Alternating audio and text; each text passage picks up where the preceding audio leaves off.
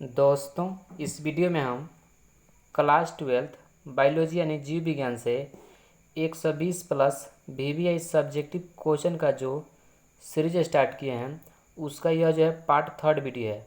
और इससे पहले मैं पार्ट 1 और पार्ट 2 वीडियो ऑलरेडी इस चैनल पर अपलोड कर दिया हूं। तो अभी तक आप उन दोनों वीडियो को नहीं देखे हैं तो आप हमारे चैनल के प्ले लिस्ट में जाकर उन दोनों वीडियो को देख सकते हैं, या इस वीडियो के डिस्क्रिप्शन में उसका लिंक दे दिया हूँ, वहाँ पर भी क्लिक करके पार्ट 1 और पार्ट 2 वीडियो को देख सकते हैं। और इस वीडियो में हम यहाँ पर देख सकते हैं पार्ट 3 यानी पार्ट तीसरा वीडियो को लेकर आए हैं। और देखिए, मैं पार्ट 1 वीडियो में जो है 1 से लेकर 10 तक के प्रश्न को बताया था, ठीक है, 10 तक के प्रश्न को बताया था। और पार्ट 2 वीडियो में जो है 11 से लेकर 20 तक के प्रश्न को बताया था। तो आप नहीं देखें इन 20 भी, ये जो देख सकते हैं पार्ट 1 और पार्ट 2 में टोटल 20 क्वेश्चन को मैं बता चुका हूँ। और इस वीडियो यानी पार्ट 3 वीडियो में जो है 21 नंबर से लेकर मैं 30 नंबर तक के प्रश्न को बतलाऊँगा, जो आपके बोर्ड परीक्षा के लिए काफ़ी इम्पोर्टेंट है। तो चलिए हम चलते हैं, प्रश्न को देखते हैं। यहाँ पर देख सकते हैं इस वीडियो का जो पहला प्रश्न है काफ़ी इम्पोर्टेंट प्रश्न है। बोला जा रहा है बहुविकल्पता क्या है, यानी बहुविकल्पता क्या है या किसे कहते हैं, ठीक है। ये काफ़ी इम्पोर्टेंट प्रश्न है और बहुत बार आपके बोर्ड परीक्षा में पूछा हुआ प्रश्न है। आप इन सभी प्रश्नों को अच्छे से याद कर लेते हैं तो आपके बोर्ड परीक्षा में एक भी प्रश्न जो है बाहर नहीं जाने वाला है, ठीक है। देखिए, यहाँ पर बोला जा रहा है बहुविकल्पता क्या है, तो इसका आंसर देख सकते हैं, काफ़ी इजी प्रश्न है। बोला जा रहा है जब कोई लक्षण के लिए 2 या 2 से अधिक जिम्मेवार होता है तो उसे विकल्पी एलील कहते हैं। यहाँ पर पूछा जा रहा है बहुविकल्पता, और यहाँ पर जो है बोला जा रहा है उसे विकल्पी एलील कहते हैं। और देख सकते हैं यहाँ पर, और इस स्थिति को बहुविकल्पता कहते हैं। देखिए, इससे 2 प्रश्न बन गया। बोला जा रहा है बहुविकल्पता क्या है, जब कोई लक्षण के लिए 2 या 2 से अधिक जिम्मेवार होता है तो उसे विकल्पी एलील कहते हैं, और उस स्थिति को यानी इस स्थिति को बहुविकल्पता कहते हैं। तो आप सभी को अच्छे तरह से समझ में आ गया होगा प्रश्न। आइए अब अगला प्रश्न देखते हैं। अगला प्रश्न देख सकते हैं, यहाँ पर बोला जा रहा है उत्परिवर्तन से आप क्या समझते हैं, यानी उत्परिवर्तन क्या है या किसे कहते हैं, ठीक है। उत्परिवर्तन जो है किसे कहते हैं, तो देखिए, वैसा अनुवांशिक परिवर्तन जो अचानक हो जाता है तथा पीढ़ी दर पीढ़ी वंशानुगत होता रहता है, उस देख सकते हैं पीढ़ी दर पीढ़ी वंशानुगत होता रहता है, वह उत्परिवर्तन कहलाता है। चलिए एक बार और बता देता हूँ। उत्परिवर्तन वैसा अनुवांशिक परिवर्तन है जो अचानक हो जाता है, देख सकते हैं यहाँ पर अचानक हो जाता है तथा पीढ़ी दर पीढ़ी वंशानुगत होता रहता है, वह उत्परिवर्तन कहलाता है। तो मैं आशा करता हूँ ये भी प्रश्न आप सभी को समझ में आ गया होगा। और इसी टाइप के प्रश्न जो है आपके बोर्ड परीक्षा में पूछा जाता है। मैं क्वेश्चन बैंक उठाकर देख चुका हूँ और वहीं से मैं इन सभी प्रश्नों को लाता हूँ, ठीक है, जो आपके बोर्ड परीक्षा के लिए काफ़ी इम्पोर्टेंट है। आइए अब अगला प्रश्न देखते हैं। अगला जो प्रश्न देख सकते हैं यहाँ पर बोला जा रहा है DNA फिंगर प्रिंटिंग मशीन का क्या उपयोग है। देखिए, यहाँ पर बोला जा रहा है DNA फिंगर प्रिंटिंग मशीन का जो है क्या उपयोग है। आप सभी सुने होंगे फिंगर प्रिंटिंग मशीन को, लेकिन DNA को नहीं सुने होंगे शायद।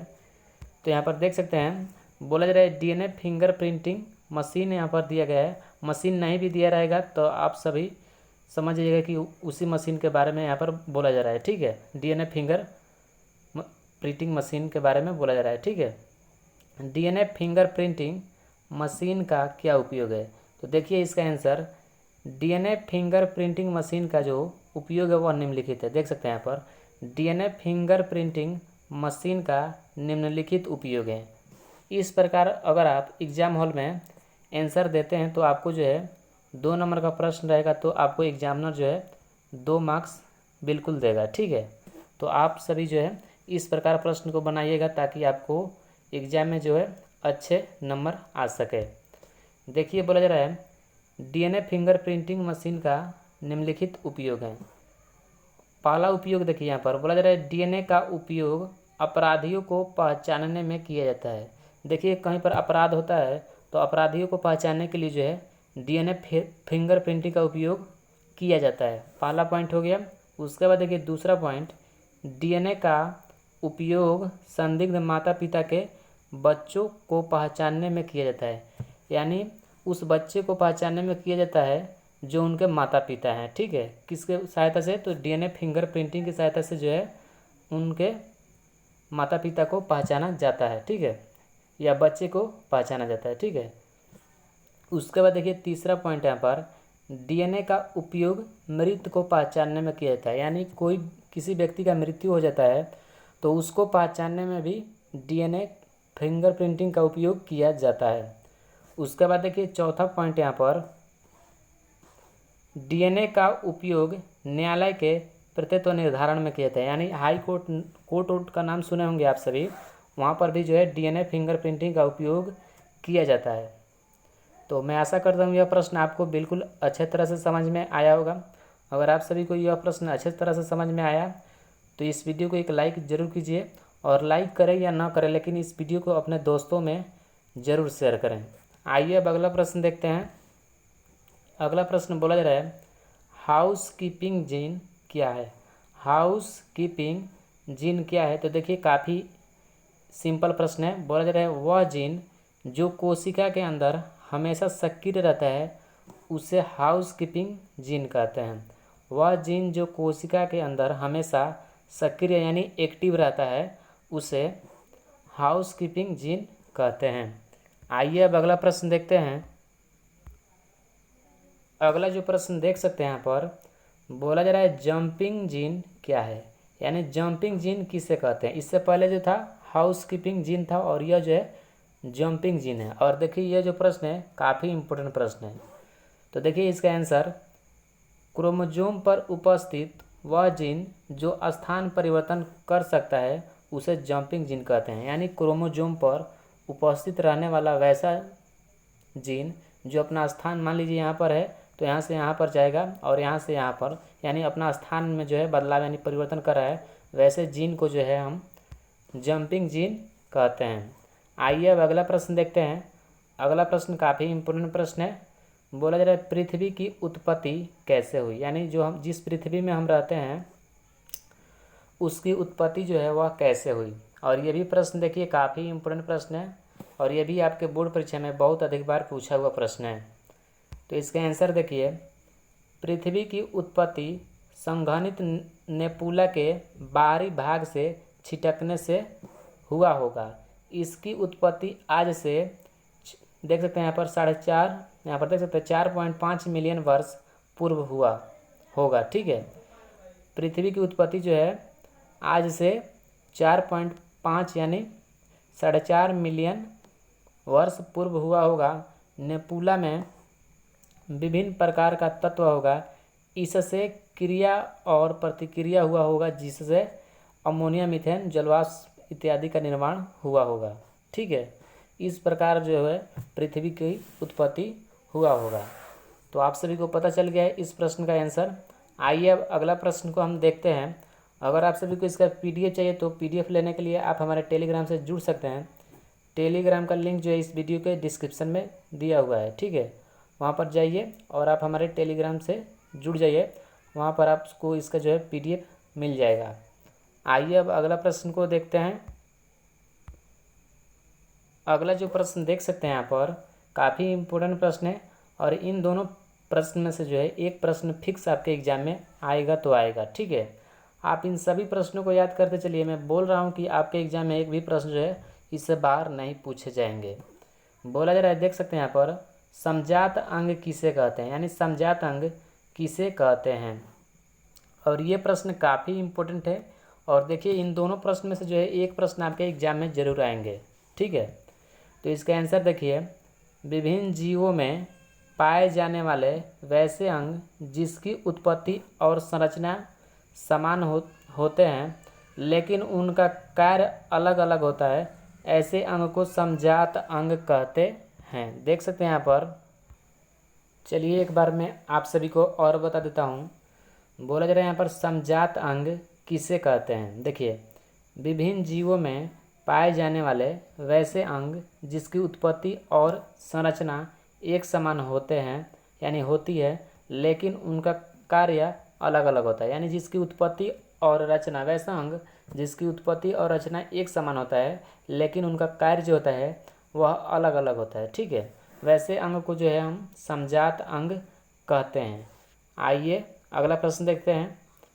अगला प्रश्न काफ़ी इम्पोर्टेंट प्रश्न है, असमजात अंग किसे कहते हैं। इससे पहले जो था वह समजात अंग था और ये जो है असमजात अंग है। और इन दोनों प्रश्न में से एक प्रश्न जो है आपके बोर्ड परीक्षा में बिल्कुल पूछे जाएंगे। ठीक है, आप इन सभी प्रश्नों को अच्छे से याद कीजिए, यहीं से प्रश्न आपके बोर्ड परीक्षा में आने वाले हैं। तो देखिए यहाँ पर, जीवों में पाए जाने वाले वैसा अंग जिसकी उत्पत्ति और संरचना अलग अलग होती है लेकिन उनका कार्य एक समान होती है, यानी एक समानता होती है, उसे असमजात अंग कहते हैं। यानी जीवों में पाए जाने वाला वैसा अंग जिसकी उत्पत्ति और संरचना जो होती है वह अलग अलग होती है। ठीक है, लेकिन सभी का जो कार्य होता है वह एक समान होता है, उसे ही हम असमजात अंग कहते हैं। आइए अब अगला प्रश्न देखते हैं। अगला जो प्रश्न देख सकते हैं यहाँ पर, बोला जा रहा है लेमार्कवाद क्या है। यानी लेमार्कवाद जो है वह क्या है, और ये प्रश्न बहुत इंपॉर्टेंट प्रश्न है, देख सकते हैं यहाँ पर। तो इसका आंसर देखिए, प्रश्न जो है बोला जा रहा है लेमार्कवाद क्या है, और इसका आंसर देख सकते हैं यहाँ पर। लेमार्क एक बड़े दार्शनिक तथा जीव विज्ञान थे, यानी जीव वैज्ञानिक थे। ठीक है, लेमार्क जो थे वह एक बड़े दार्शनिक थे और जीव वैज्ञानिक थे। इन्होंने जैव विकास के बारे में अपना सिद्धांत दुनिया के सामने रखा, जो देख सकते हैं यहाँ पर फिलॉसफी जूलॉजिकल नामक पुस्तक में प्रकाशित हुआ है। इनके सिद्धांत को लेमार्कवाद कहा गया। देखिए, लेमार्कवाद जो थे वह एक दार्शनिक तथा जीव वैज्ञानिक थे। ठीक है, लेमार्कवाद जो थे वह एक बड़े दार्शनिक और जीव वैज्ञानिक थे, और इन्होंने जैव विकास के बारे में अपना सिद्धांत दुनिया के सामने रखने के लिए एक पुस्तक देख सकते हैं यहाँ पर, जिसका नाम है फिलॉसफी जूलॉजिकल नामक पुस्तक में प्रकाशित हुआ। यानी फिलॉसफी और जूलॉजिकल नामक पुस्तक में लेमार्कवाद ने जो है किसके बारे में लिखा, तो देख सकते हैं विकास के बारे में, यहाँ पर जैव विकास के बारे में अपना सिद्धांत दिया था। किस पुस्तक में, तो फिलॉसफी और जूलॉजिकल नामक पुस्तक में। और इसे ही जो है इनके सिद्धांत को ही लेमार्कवाद कहा गया। तो आशा करता हूँ आप सभी को यह प्रश्न अच्छे से समझ में आ गया होगा। आइए इस वीडियो का अंतिम प्रश्न को देखते हैं। बोला जा रहा है एंटीजन क्या है। ये भी बहुत इंपॉर्टेंट प्रश्न है, काफ़ी बार बोर्ड परीक्षा में पूछा हुआ प्रश्न है। बोला जा रहा है एंटीजन क्या है, तो इसका आंसर देखिए, जब कोई बाहरी जीव या पदार्थ किसी व्यक्ति के शरीर में प्रवेश करता है तो इस विशिष्ट पदार्थ के अणु को एंटीजन कहते हैं। यानी जब कोई बाहरी जीव या पदार्थ जो होता है वह किसी व्यक्ति के शरीर में प्रवेश यानी अंदर चला जाता है, तो उस विशिष्ट पदार्थ के अणु को ही हम एंटीजन कहते हैं। तो ये था आपके 21 से लेकर 30 तक का VVI प्रश्न, जो कि मैं आप सभी को इस वीडियो में बता चुका हूं। और इसके बाद जो है इस सीरीज का चौथा वीडियो आएगा, जिसमें हम 31 से लेकर 40 तक के प्रश्न का डिस्कशन करेंगे। ठीक है, तो इस वीडियो को अपने दोस्तों में शेयर कीजिएगा, और चैनल पर नए हैं तो चैनल को भी सब्सक्राइब कर लीजिएगा।